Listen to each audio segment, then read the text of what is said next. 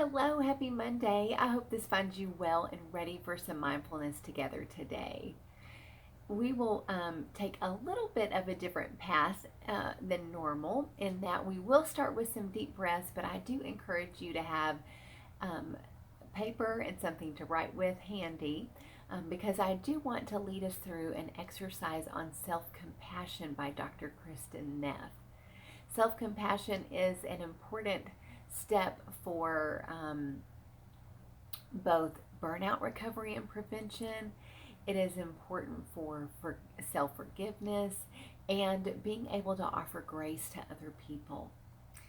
So, if you will, grab something to write with. We'll use it a couple different times, and it'll be powerful after we jot some things down. So, join me, if you will, please, with some deep breaths in through the nose, out through the mouth. In through the nose, out through the mouth. In through the nose, out through the mouth.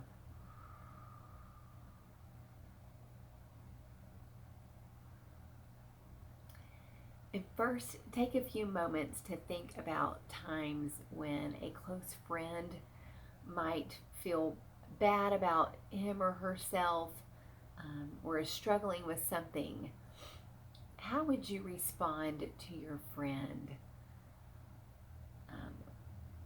Especially when you're at your best, what would you say to him or her? Just write that down. Note the tone in which you would talk with your friends, kind words you may share, any encouragement. Just jot that down.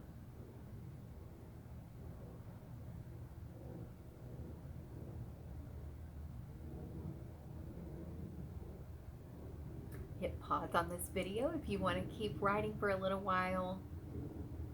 And now start a new section and think about times when you feel bad about yourself or you're struggling with something. How do you typically respond to yourself in these situations?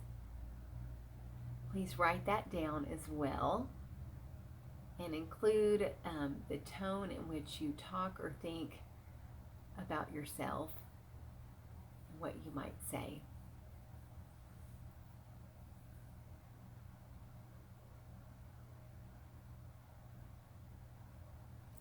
Hit pause on this if you need some more time.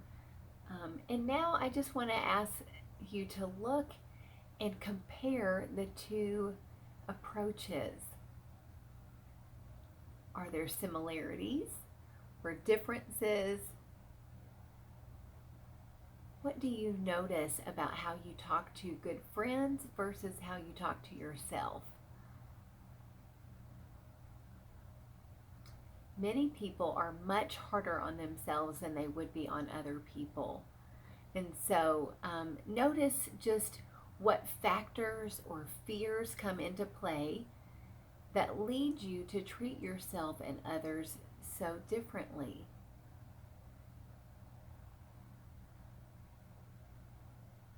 What might come into play there?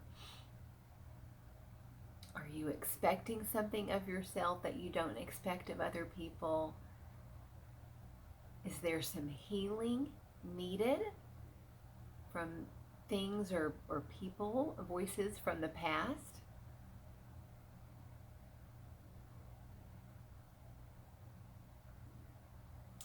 And now write down some things, some ways you might change how you speak to yourself. If you responded to you in the same way that you would to a good friend, someone that you want to nurture and care for.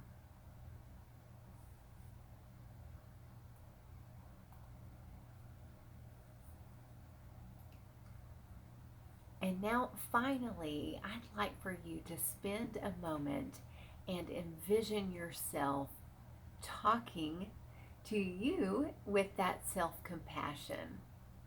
Just think about something that you felt bad for in the past and imagine yourself responding with kindness, with grace,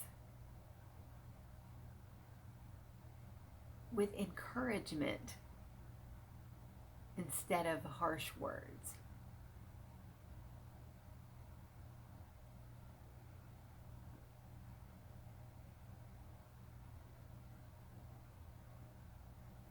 One phrase that I have found helpful is to just say, I was doing the best I could at that moment. And that is not letting you or me off the hook, because whatever was going on at the time, we just didn't have other resources. And so it doesn't pay to beat yourself up about it, but instead to learn a lesson and to move forward with self-compassion and intent. So I hope that blesses you today, and I hope that you will bring that self-compassion to mind next time you are tempted to speak to yourself harshly, and to remind yourself that you could instead speak to you like you would a good friend. Have a great day and a blessed week. Bye-bye.